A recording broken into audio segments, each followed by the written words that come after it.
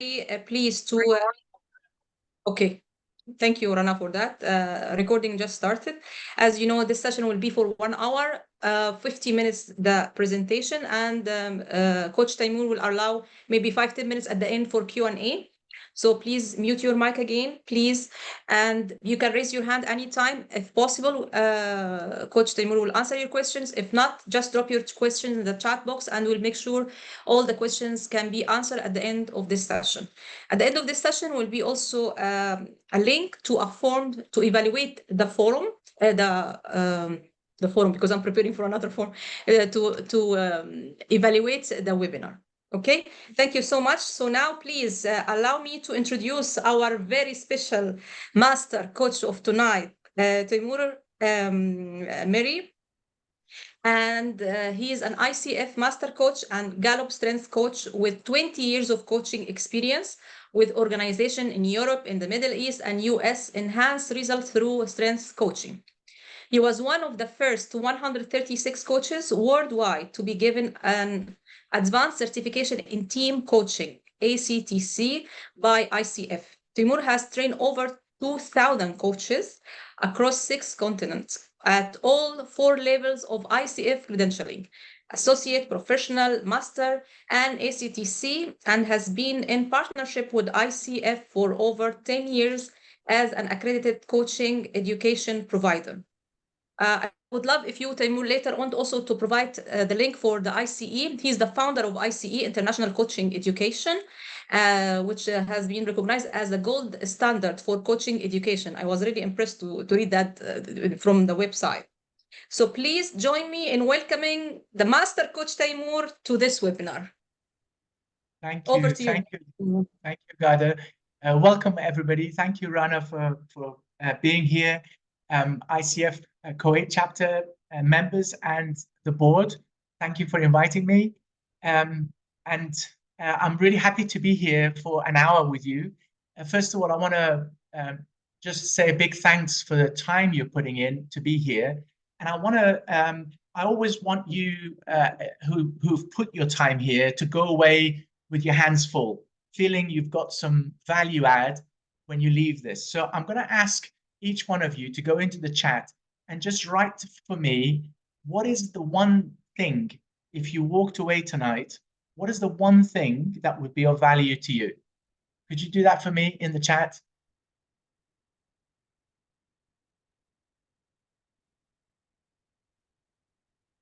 So let's read what it is that you would like to achieve or take away tonight. Thank you, Kathy. Helping teams recognize their strength. Awesome. Lauren said, I have no experience in team coaching. I want to learn more. Okay.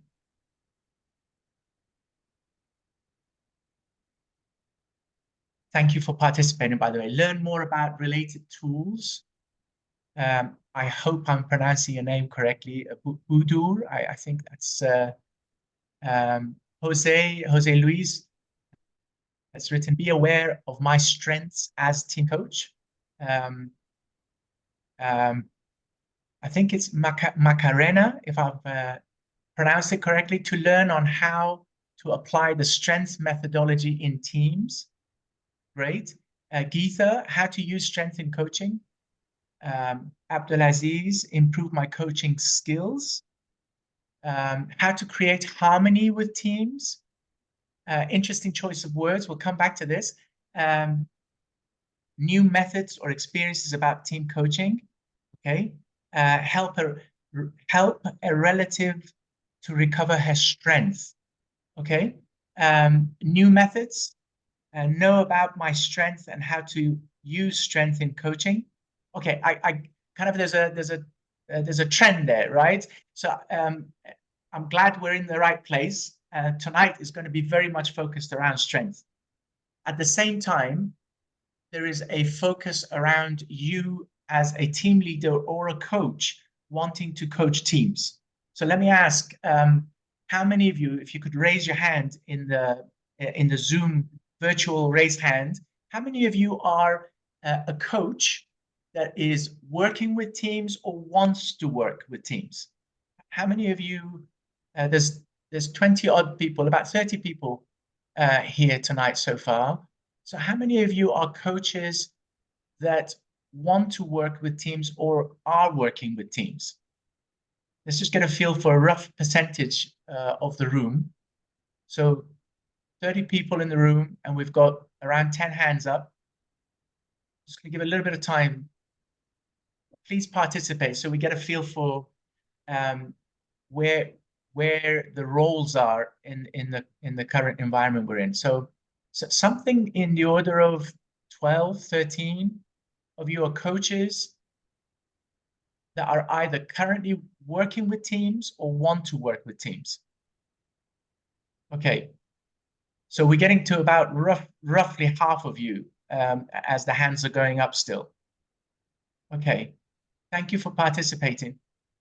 Thank you. For those of you who can't use the virtual, I can see Arun. Thank you very much. Okay, so let me just bring the hands down. So let me ask this question. How many of you are team leaders? So you're not coaches, but you're team leaders having a team, and you are here because you coach teams or you work with teams. Now, you could have answered before, so you could also be a coach, but you're a team leader working with teams. How many of you here tonight are team leaders? You could also be coaches, but you are team leaders. You have teams that you are managing, leading. Thank you for participating. So not as many hands going up, but there are half a dozen hands. Okay, so the weight is around coaches, but there are some team leaders here also. Okay, so we've got a feel for the room. So let me ask this last question before we dive in. How many of you have some idea of what strength development is? How many of you have some idea of what strength development is?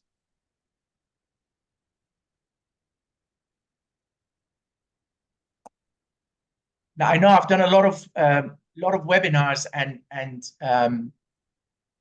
events on this topic. Some of you tonight, I recognize your names, so you may have been in some of the events and may heard the strength development, but I'm not seeing many hands. So that's why I want to see where I want to focus and how much to focus on this. So let's start with this concept that there is a conditioning. So if you go back to your childhood and you remember you go to school and it's the end of the term and you're getting your report with your grades. And I know some of you will get the grades in a folder. Some of you will be on the board. In whichever way you got them, there were a series of results. And for each one, there was a grade, whether it was an A, B, C, D, or it was percentages. Can you go back to that time and think about this and raise your hand if you were in the category where you looked at your results and your initial focus, initial look was towards the lower grades. So if you had A, B, and C's, you were looking at the C's first. How many of you, if you raise your hand, how many of you were looking at it that way? Can you, if you just remember, maybe some of you are also doing that right now. That when you get a result, a series of results, maybe your competencies in coaching, they come up and they're graded, and your initial look is, what is it that I didn't get? Okay, there's some hands gone up. Thank you for participating. So if you keep your hands up, how many of you that didn't put your hands up noticed your parents when you showed them the grades? Their initial look was to go down where you had the lower grades. How many of you experienced that when you were showing your parents, and your parents' initial reaction was to look at the grades that you didn't get, or the percentage you didn't get? Okay, thank you. So let's just think about this for 1 second. I call this the conditioning of the way we've been brought up. This is not anybody's fault. This is a conditioning where you automatically look and are focused because that's where your mind is having a belief. There is some kind of conditioning that is based on belief. Now, if we go, I'm going to share a slide and see if some of you resonate with this. This is the conventional approach to personal development. So if you got strengths, maintain it. Focus on your weakness. Focus on getting your weakness to become strong. That's a conventional approach to personal development. Now, that's very much related to the conditioning we've just talked about. So if you've got a lower grade, forget about the fact that you got 9 A's, you got 1 C. Let's go and look at that C and see how we can get that up to a B or an A. That's the focus. Or your line manager, forget about the 10 things you did that you did amazingly well. This one thing that you didn't do well, let's just look at that and see how you can improve on that. That's the conventional approach to personal development. And I believe that's a broken model. That conditioning does not serve performance. In fact, it reduces performance. And we'll talk about that a little bit now. So this is the crux of strength development. It starts with what you're thinking. It's the mindset. And if we can train ourselves to focus on what is already available to us, what we have, the power that we have versus the weakness we have. If we can focus on the power, a lot of the times the power can solve any of the weaknesses that we approach. So that's why the strength-based development is based on this philosophy. Focus on your strengths, focus on what you have, the power you have. And if you have any weaknesses, manage those. So it's not saying ignore the fact that you've got a C. It's saying, how will you manage that in order to get to the end goal? Having a C may actually not be an issue. So if it's not an issue, it's not a weakness. But if it's stopping you going to the next step, how do you manage that, but still focus on strength? So this is what we're going to be talking about tonight. It's really about us having the mindset and the focus. If we believe this, so for those of you who are coaches, if you believe something, then your physiology, your language, and energy will align with what you believe. So if you believe that strengths are where you need to focus, that's where your attention will go. So we've been conditioned to look at what's broken. And that tonight, I want to see if I can support you in why we need to break that paradigm and start afresh with this strength development. So the why often comes from what's in it for you. What's in it for the organization? What's in it for the team? What's in it for the individual? Let's start with the organization. So if we are about to go and coach the teams in organizations, there's a sponsor. That sponsor is going to be paying the team coach to go and do that delivery. If they believe that team coaching works, they will look for coaches. That's why the demand for team coaches has risen over the last years. That's why ICF in the year 2002 decided to bring the team coaching competencies and the advanced education, advanced credential, because the organizations want it. So ICF has created the advanced process where the organizations can recognize the gold standard, both education and the credentialing. But it's not just about team coaching. It's about what is it that strength brings to that conversation of team coaching. So when teams focus on their strengths every day, their productivity goes up. They have more profitability.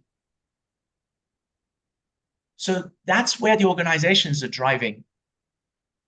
If you look at teams, if you look at the organization, same organization, lots of teams, same organization. That means they have the same processes, they have all the opportunities, same processes, same training. And yet, within the same organization, you've got the top quartile teams and you've got the bottom quartile teams. That's the difference between the top and bottom quartile teams. Significant percentages. And this pretty much covers any KPI that you see in organizations. It doesn't matter what sector they're in. So the question I have for you is what is driving the difference? How come in the same organizations, some teams have some of these huge differences? How come this is happening? So the studies show that there's one question. If you focus on that one question, that predicts most effectively and consistently whether you are sitting in a high performing team or a low performing. Are you on the top quartile or the bottom quartile? So if you're going to ask the question in the team, the answer to that question will tell you whether that team is high performing. Any guesses what that is, that question? And anybody want to hazard a guess? You can write in the chat if that's easier for you.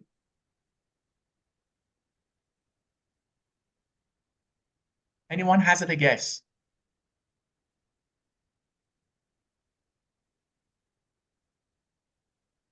I'm sure a lot of you, maybe all of you, have heard the 80-20 rule. So if you have a lever that you can pull, that you can do one thing that has a huge return on your energy and investment, you want to be pulling that lever. So what is that one question? What is the one question if you go to teams and you ask them? And if you get the answer that you want to hear, you'll say, oh, that's a top quartile team. If you're not hearing it, you say, well, it's likely to be the bottom quartile, not performing. The question is this: Are you having the opportunity every day to do what you do best at work?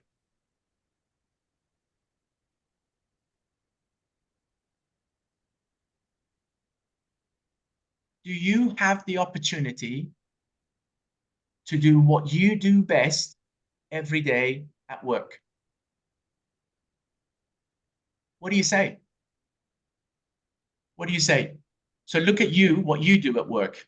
If you're a coach, if you're a team leader, whatever it is your main role, do you get the opportunity? Now, that opportunity could be you giving it to yourself because you're self-employed, you're a solopreneur, or you could be working for someone. Do you get the opportunity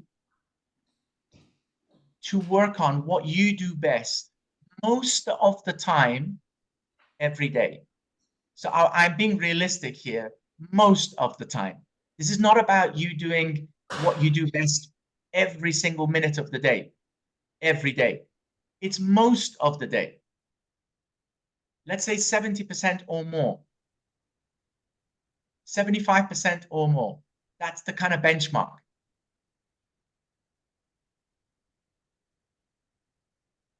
So do you get every day, do you get to work 5-6 hours a day where you feel you're doing what you do best? I'm kind of asking this again and again because I'm waiting to see your results in the chat, right? So a few of you are writing. Some of you saying sometimes. Masood's written, daily work is more of a routine. Okay, what does routine mean to you? Does routine mean that you are doing what you do best? Then great. If routine is something that you're on a treadmill and you're actually not energized, then I would say there's something to be done there in order to raise your productivity, in order to raise your performance, in order for you to feel better. So this is linked to everything. So it, it goes down to your well-being because it's how you feel. It goes to your finances because you will learn faster, you will do better, which means your income will go higher. It's linked to your impact to others. So if you're doing what you do best every day, you will make more impact. Therefore, your contribution to your team and your organization, to society, will be higher. This is what I'm sharing with you is this is not me making this up. This is research behind this, and the research is absolutely clear. There's many questions you could ask, but that one question is the biggest lever. And tonight, some of you said, I want to go away and I want to see what I can do for me and improve whatever it is you're doing, right? So in the strength talk, it's all about that tonight.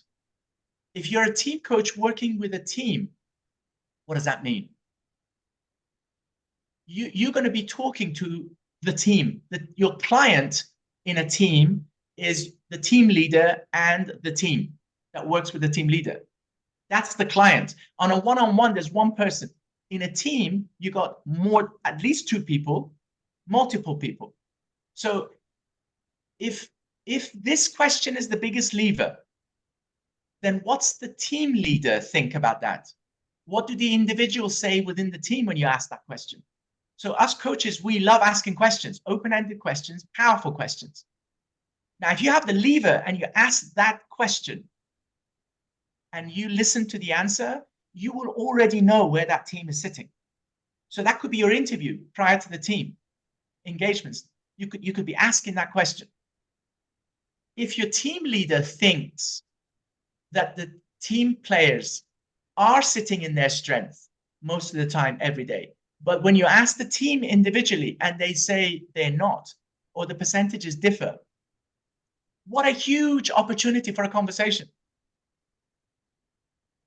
Because the team leader is the biggest lever of that team's performance. So when we work with a team as a team coach, we want to understand where the team leader's head is, and we also want to understand where his or her blind spots are. And any feedback that they can get from the team, genuine feedback, that's going to help the team leader make better decisions. So we're talking about levers here. So you don't have all that time, the luxury of time in an organization. When they ask you to go in, you want to be thinking about what are the questions that will drive performance for this team. So I'm looking at your results. Some of you have said yes. I want to first of all congratulate you. Everyone who has said yes, there's a big celebration because you're doing something amazingly right here. At the same time, I want to give you a piece of experience of mine.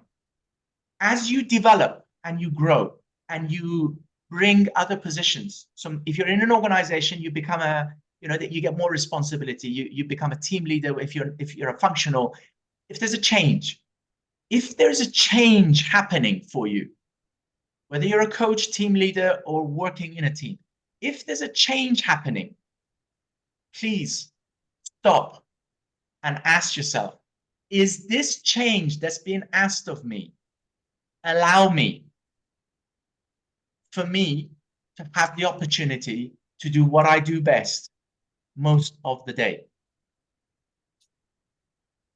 Because if the change is being asked of you, and let's say they say your salary is going to double, would you like to become a project manager on this project?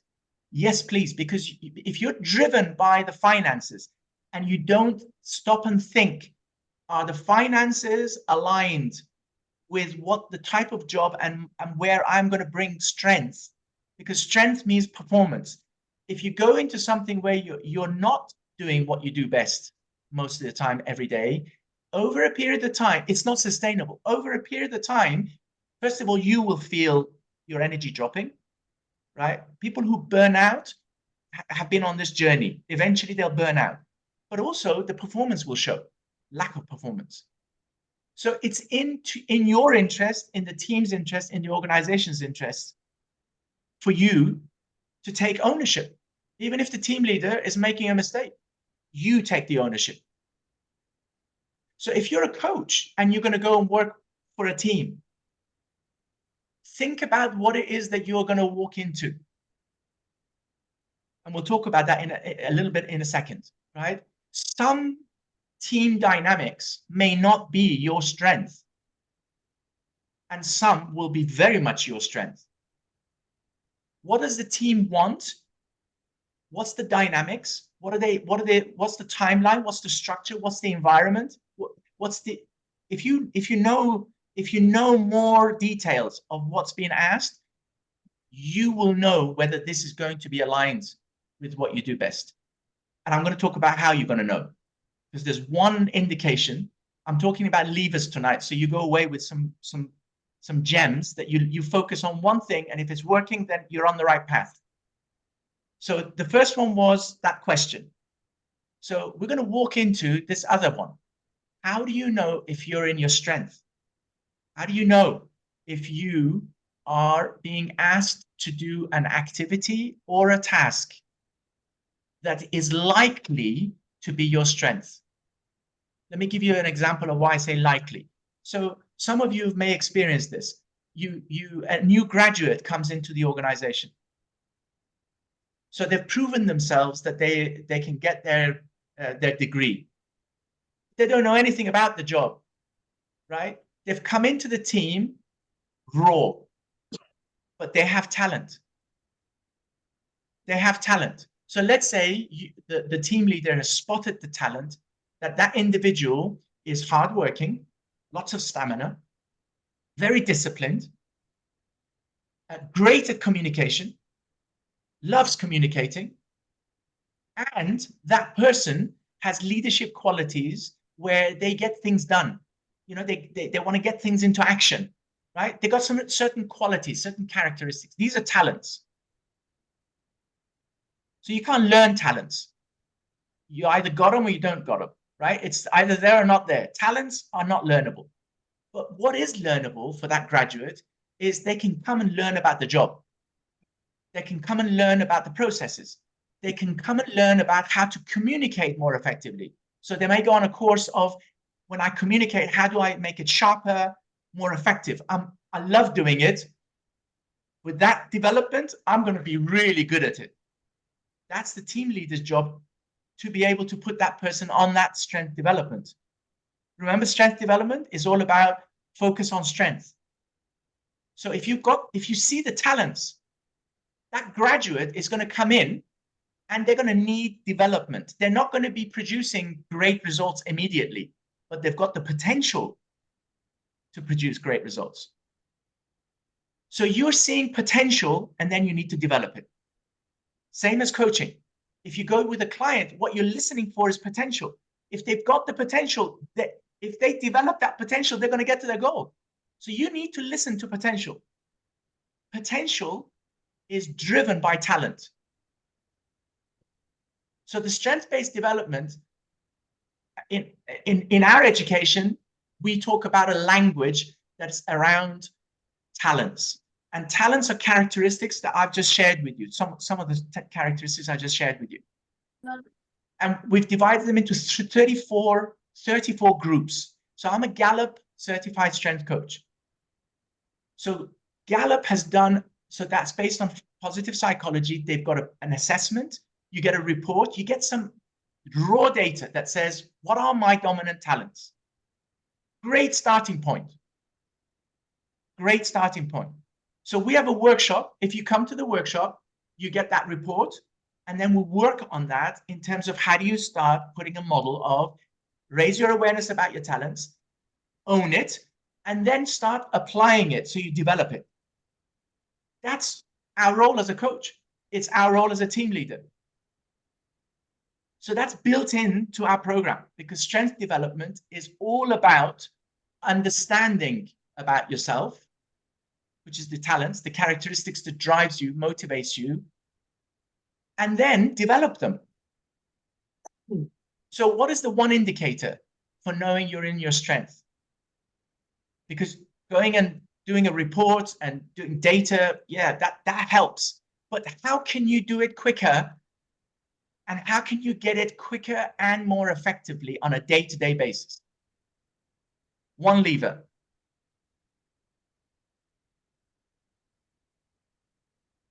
Yeah, in flow. These are really good signs. If you're in flow, Lawrence is absolutely right. If you're in flow, it's a great indication you're in your strength. There's lots of signs we can look for. But let me just share with you one thing. And as coaches and team leaders, we know how to ask appropriate questions, effective questions, powerful questions. And here's the question. And I'd like you to ask this of yourselves. Think about one activity that you do in your role, and you do it quite a bit.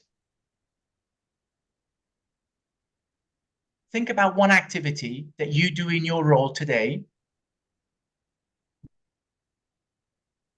and you do it on a regular basis. So maybe it's meetings for team leaders, right? Setting objectives. Maybe as a coach is actually doing a coaching session, right? Think about one activity. So thinking about that activity, just think about that one activity, please, right now. Just think about that one activity. And then ask yourself this question. How do you feel when you're doing that activity?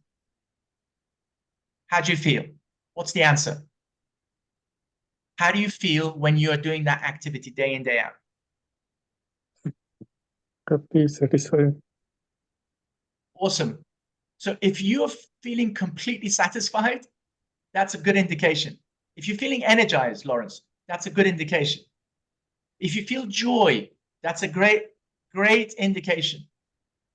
I use the word strong because it captures all of that. If I feel strong when I'm doing that activity, it means I'm fulfilled, I'm energized, I'm kind of on the path, I'm in flow. This is it. I want to do more of this. The bottom line is I want to do more of that activity because that's how I feel. It's our feelings that drive the activity. Our emotions really are the driving force.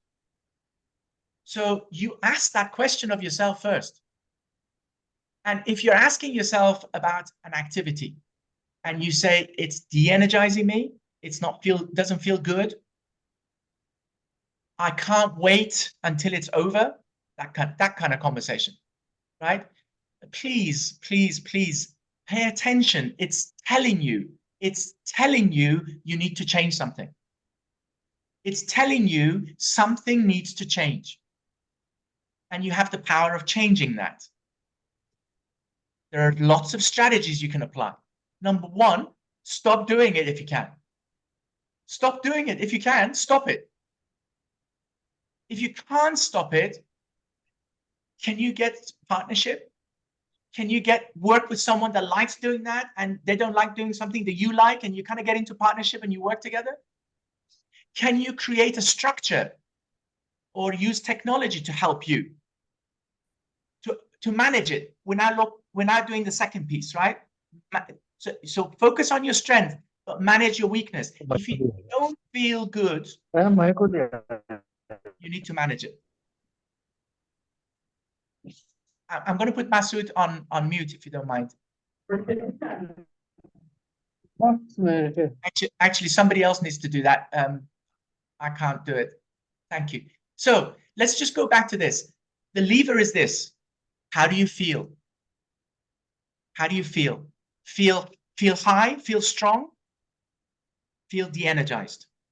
If it's something in the middle, it means there is work to be done to understand what you could do to shift it towards the high.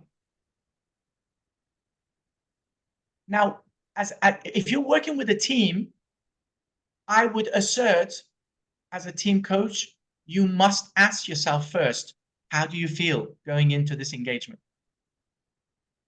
How do you feel going into this engagement?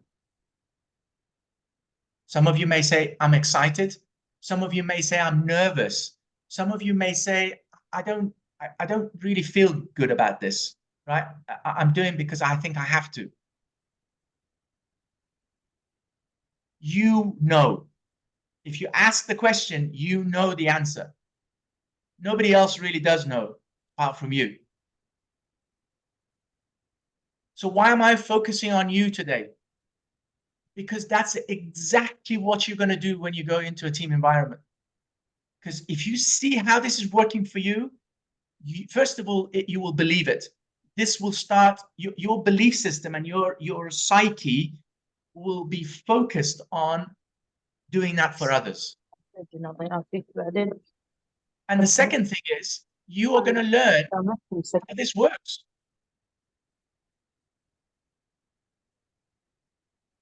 So we've talked about two levers, and I think those two levers, if you just walk away with those two things tonight and work on those two things, you're on your strength development process. It started. But we've got time. So let's do something more. Let's do some more learning here. So let me just go to the slideshow and let's just see what it is that you guys are taking away so far. Can I hear from some of you in the chat, or if you want to open up your audio? What are you taking away so far?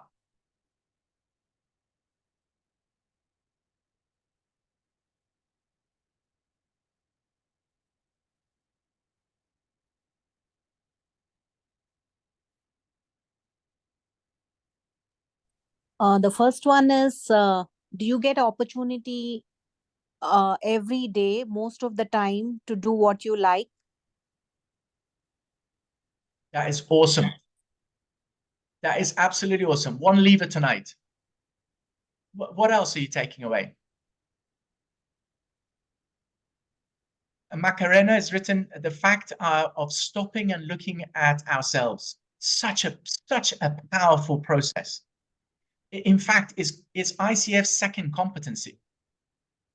It's the mindset, it's the coaching mindset. It's to stop and reflect. It's part of our job as a coach.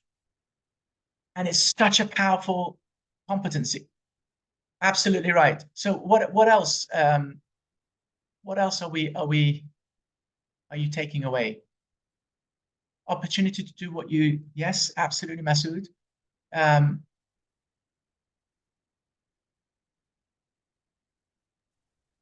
Hello. Hello, Hi. Ted. Hi.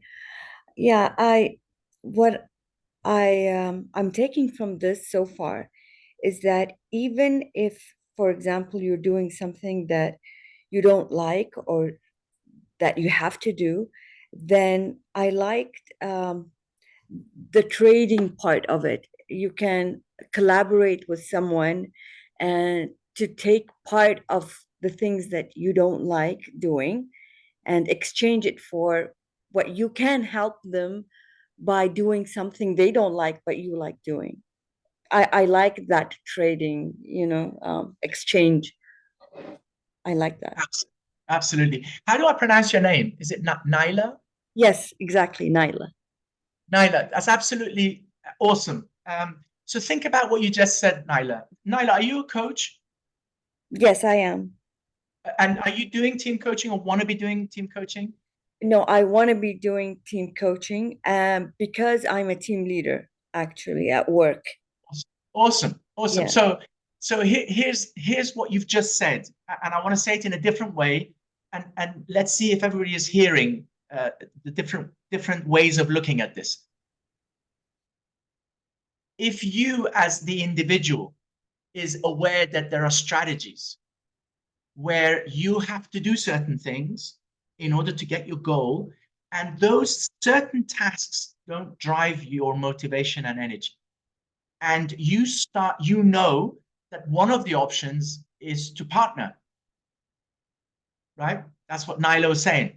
Now, if you know that as a strategy and you stop and think that this is not working for me, I don't feel I'm doing too much of this every day. 10% is all right, but I'm doing like 30%. This is too much.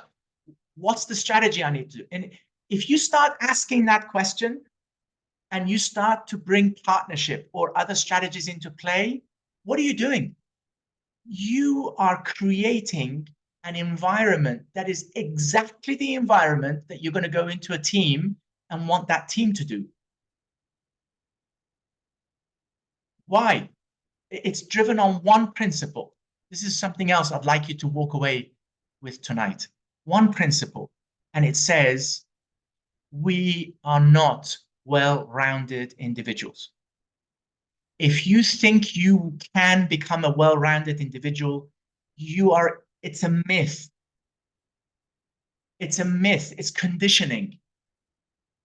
Some societies, some marketing, some cultures say that if you are not good at this, go and learn this because you can do this as well.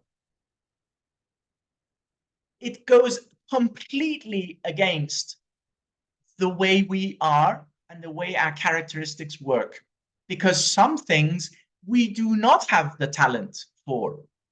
There is no energy. We don't feel good. If we don't feel good, it means I do less of it. That's what it means. You do less of it. You find some way where you can do stuff that feels good. So therefore, if being a well-rounded individual is a myth, if that's what you're thinking subconsciously, and that's what your decisions are in terms of going in for your development, like, oh, I don't know this, I gotta go and learn this as well. If you're doing it subconsciously, stop. Reflect on this. Ask yourself, how am I feeling? Is this aligned with, does this feel good? If I'm thinking of doing that in the future, do I get energized thinking about that? If you don't, stop. Do something else that does energize you. And teams are well-rounded. Now, that's the truth. A good, strong team is well-rounded because it's got individuals with different talents that come together to get a particular job done. That's how a team leader becomes a really good team leader. They select talent and position them in where they are supposed to be, where they are doing what they do best most of the time, every day. If they are positioning them, that's their job. If a team leader knows how to do that, they are a really good team leader. And if they have a talent of doing that, I know team leaders where their talent naturally drives them to do that. And when they develop themselves, they learn really fast and they become awesome as team leaders because they got the raw talent and they've developed it.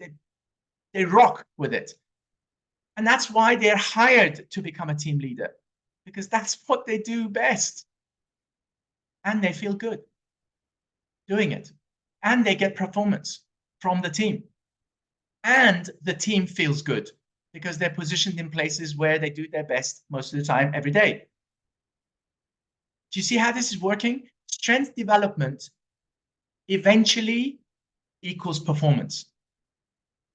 Starts with the individual, and then in a team environment, it will become performance because that team will become more and more well-rounded and they will deliver on what it is that they're supposed to do.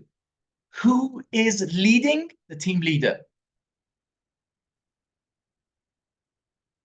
So let me just go back to Nyla. Anything come up for you now that you've heard this on top of what you just said?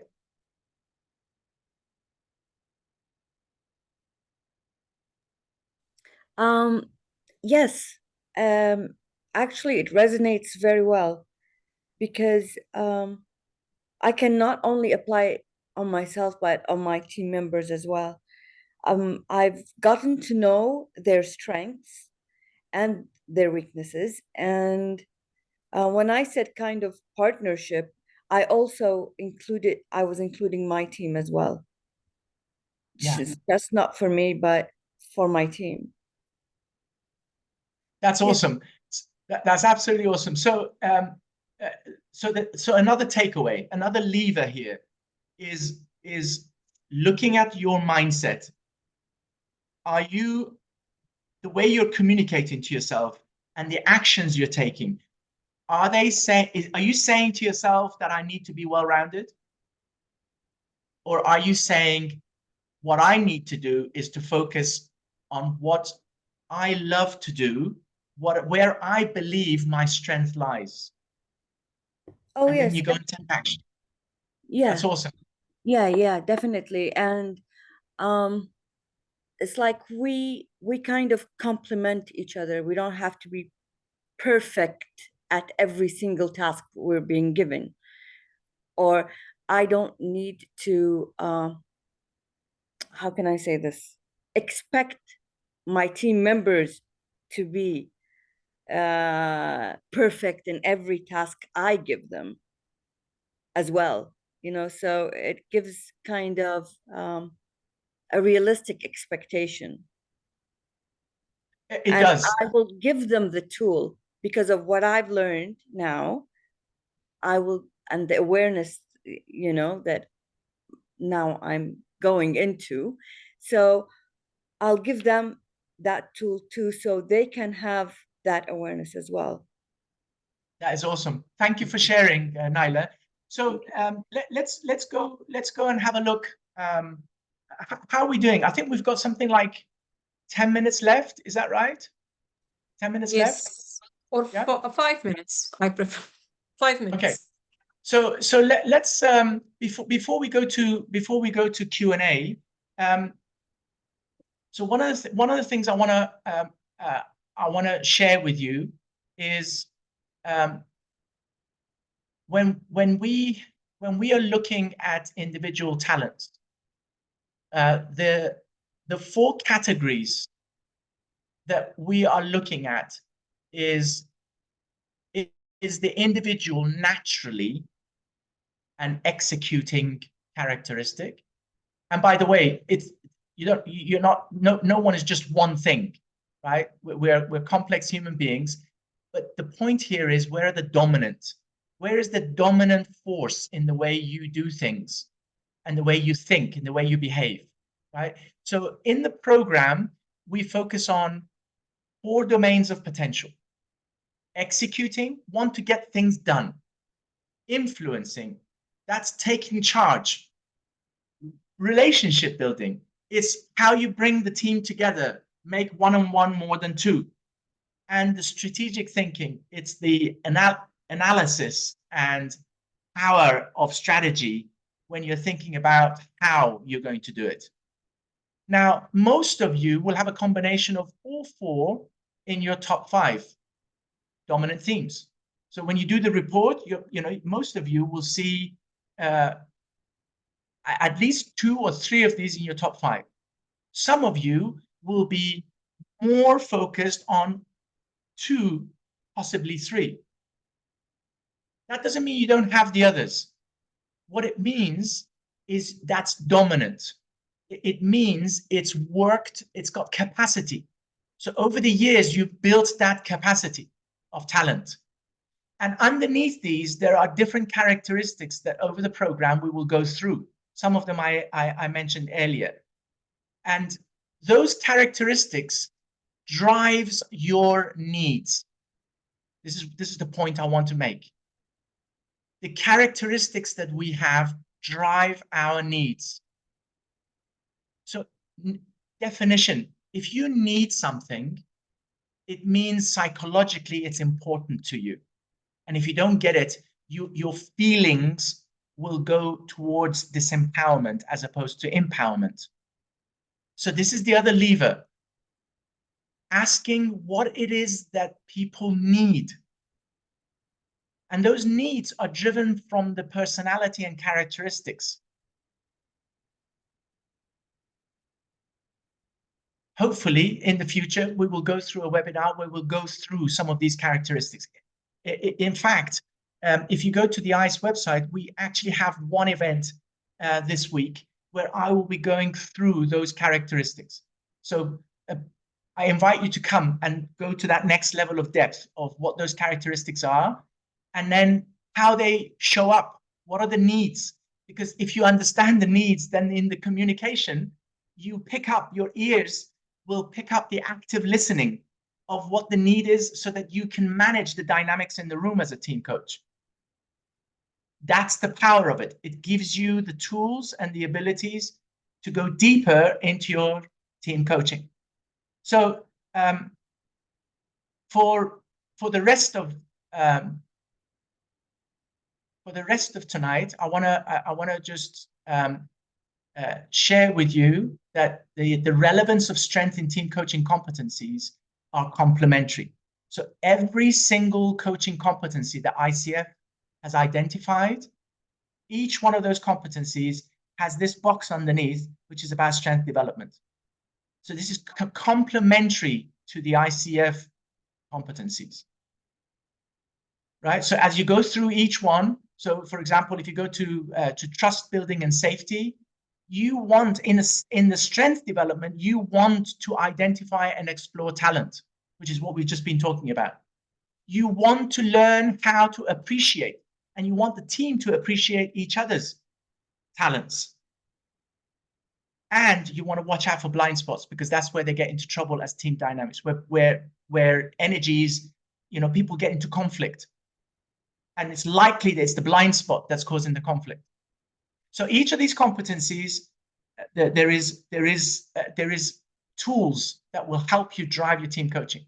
So for tonight, feedback and promotions. So please use this scan this for your feedback. I think, Gada, this plus the link that you're going to put in the group. Yeah. So Give me a second. I'll put please, it there. You can. Okay. 1 second. Oh, do you want me to it's put okay. it? I can send it later by yeah. If you I've have got it, it I don't here. know why I have an issue with my PC. No, that's fine.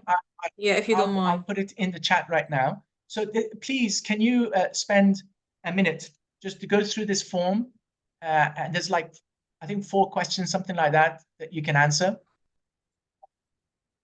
And while you're doing that, I am going to share with you, I'm going to share with you some promotions. So ICF Kuwait and ICE have partnered, whereby the members get a 20% discount on the team coaching program at ICE.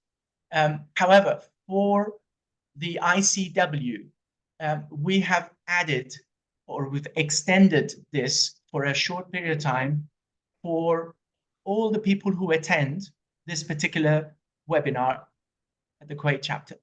So that 20% promotion goes to anybody else in this group that wants the team coaching program.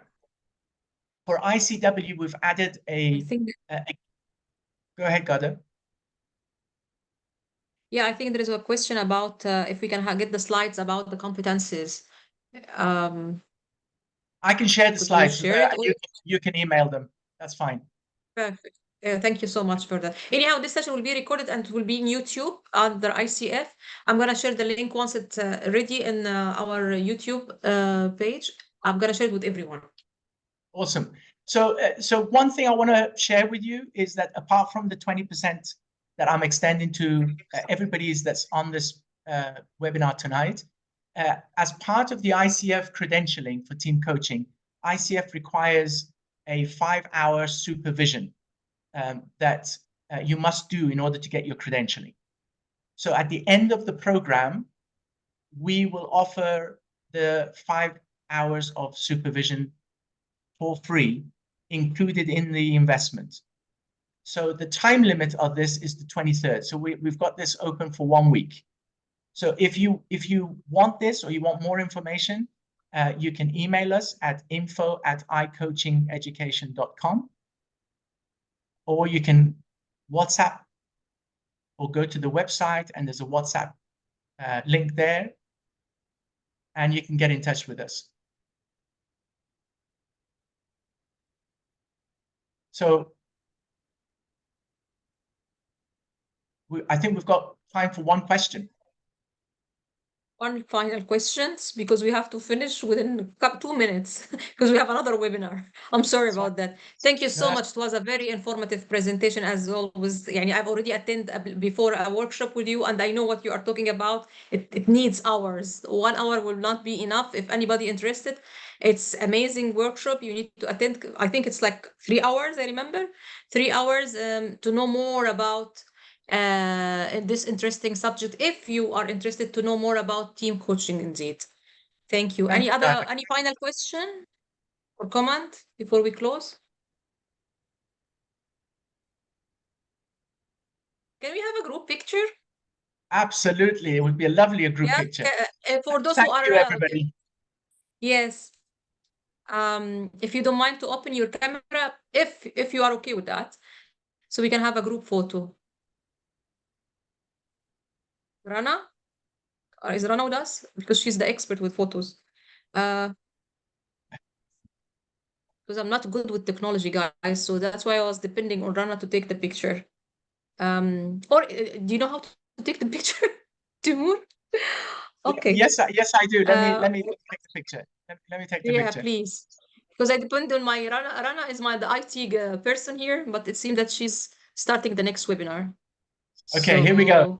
All smiles. Sorry about that, Here we go. Timur. All right, it's captured.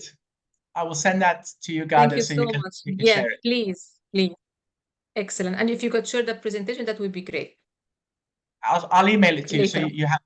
Yeah, please. Excellent. Thank you all. It's a pleasure to be with all of you. Of course, it's a pleasure to be with you, Taibur, always. Yani, I'm really enjoying all your sessions from time to time on webinars. So inshallah, we'll be in touch and maybe we can have something in the near future. And if you know more about the programs, you can visit the website. And also for our members, as Timur said, 20%. All the details in our Instagram, ICF Kuwait chapter, if you need to know more about it. Thank you so much. It's a pleasure to be with all of you. Time to close. Thank you. Take care, everyone. Bye. Take care. Bye.